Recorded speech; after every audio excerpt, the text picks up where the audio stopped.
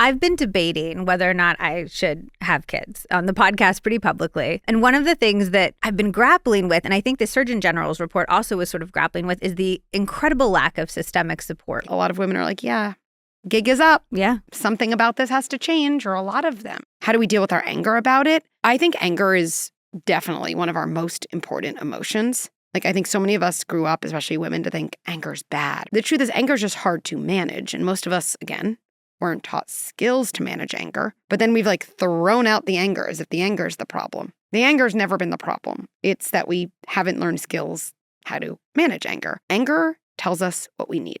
It's actually a really important emotion. And so what do I do when I feel angry about the lack of support or leave? Well, if I reframe that as my anger is a very clear sign of what I feel like I deserve and need and am not getting, then I can translate that to, okay, so I guess what I'm also saying is I believe if I have a baby, I deserve and need a certain amount of leave.